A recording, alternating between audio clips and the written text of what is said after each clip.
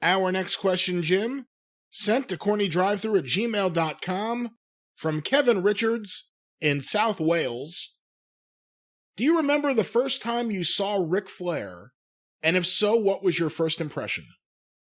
Well, the first time I saw Flair on television was on the Georgia Championship Wrestling. It was the TBS Saturday night show.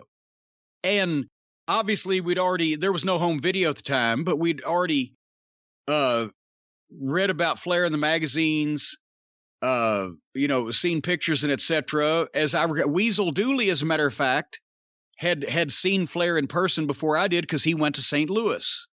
And I mean, it was just he was the total package. He was great looking. He had the charisma and the promo, and he would figure for some of the job guys on Atlanta TV. And then Crockett opened up Cincinnati. And the last year before I got in the business myself, we would go up and every chance we got when they were running Cincinnati Gardens, I got to see Flair and Snuka and Piper and a lot of those fucking guys live. And that when, he was fucking brilliant. Even on cards with Crockett's level of talent, Flair stood out. He got more reaction. You were anticipating, excited to see him. The match was fucking great. He had the charisma. So then the first time I saw him, actually, the first time I saw him wrestle up close was at the Memphis TV studio when he did the angle with Lawler in '82.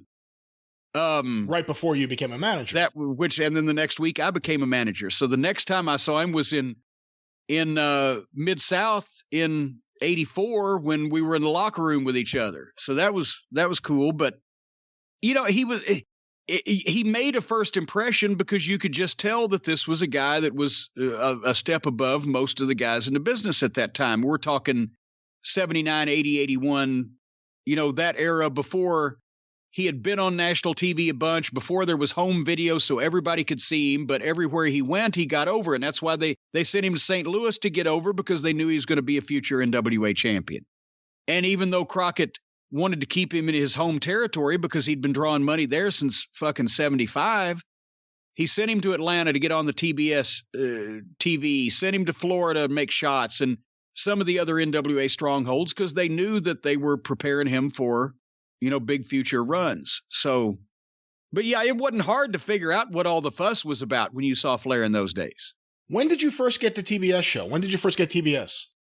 Well, I didn't get it until I moved to fucking Nashville after I'd already gotten the business, but Weasel Dooley got it in New Albany in 1980, I guess. Because that's the TBS show when the Freebirds. 1980. We got to see, because that was the attraction. The Flair wasn't on TBS every week in those days, but the Freebirds were. And that was the attraction to go see the Saturday night show, was to see the Freebirds, because they were the fucking talk of the smart wrestling fans around the world. You mentioned that Weasel Dooley would go to St. Louis. That's, I'm going to guess, maybe 4 hours or so from Louisville. Did you ever do a trip to St. Louis? I never did, because... Oh, man. Well, but here's the thing. You're a teenager and you're young and stupid. I didn't realize at the time that things would go away. I thought, well, I'll always be able to do that, because Weasel and his mom would go over, and I believe they'd spend the night, because it was like 4.5 hours, although since he was in Indiana already, he was headed in that direction. But at the time, I was doing Louisville on Tuesdays, Evansville on Wednesdays, a spot show on Thursdays, going to Memphis on and off when, Terry Funk was there. There was a big show. Doing the photo business, I had to be here a couple of days a week. That's back in the days when you had to search through and find a fucking negative and take it down to get it developed and go back 2 days later and pick up the prints. And Roger Deem was a St. Louis photographer, and Linda Rufa was over there. He just passed away. Did you see that? I saw that. Yes, I had been in touch with him. We were going to do something for 605, but he was in and out of the hospital for months. And I feel bad that we didn't get to do it, but Roger Deem, he had the WFIA, I think, Bulletin of the Year at one point. Yes. And we had Texas death matches over a lot of the photography awards. Ones he didn't win, I did, vice versa. But anyway, so I wasn't going to get to shoot at ringside. because I didn't have an inn over there and they had photographers. I wasn't going to get paid to go. To be honest, the St. Louis main events at that time period were attractive, but the underneath cards were the Kansas City guys. And I'm thinking, I can go to Memphis and see a better up and down the card show and be in and take pictures I can get paid for, and et cetera, et cetera. So I never took the time.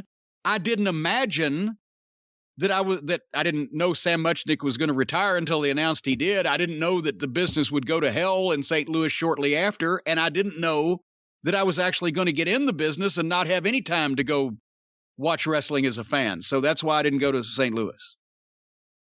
And Cincinnati was closer, and you could see Crockett. Well, you could see Crockett. You could see Crockett's guys. In terms of Flair, you would get on the booking committee with him in the fall of '89. When did your relationship really develop? I mean, you worked with him in Crockett Promotions, but when did you start having conversations with him to the point where it had to be more than just your handwriting? Where he said, I got to get this guy to work with me and Kevin. Where did the relationship develop to where it got to that point? Well, Flair liked us when he came to Louisiana because he was an unofficial talent scout maybe official for Crockett. He always wanted the best talent in the business to come to the Carolinas because that was the Cadillac of the NWA territories. If you were on top there, you could make more money. Business was strong for years and years. In '84, they were at a down period. Dusty had just taken the book and he was re-racking everything, but they had hit a little bit of a malaise, and he was always looking for guys. And when he saw the business Watts was doing that year, because he didn't come in the first time till August, I think it was. And then he would make Oak City and Tulsa, even if he wasn't in the rest of the territory sometimes, because of the world-class relationship also. Anyway, he saw the business we were doing. He not only saw us, he saw the Rock and Roll Express. That's Buddy Landell, all those guys. And he started talking to us then about, hey, when you're done here, give Crockett a call. Dusty's booking, blah, blah, blah. And then Dusty came in and actually worked with me in the Midnight and saw us. So that was just to get us there. But then to answer your question as to why he just decided, well, hey, I want him. He had seen, we were in the locker rooms for 3 years at that period together. He knew some of the stuff I was doing with the Midnight, whether it was at Atlanta TV. I'd go get the job guys and I'd sit down with them. And I tried to make it a point of watching most of those guys, even on their matches also. So I knew what we couldn't do to them, because those guys weren't, great workers, but we didn't want to hurt them. And also we didn't want to look like shit. So Rick would watch me giving the fucking finishes for the job matches, or he would watch me before we went out, if it was an angle or something that we needed to go over, me in the Midnight, I was kind of the fucking pitch guy and pitching it back to him.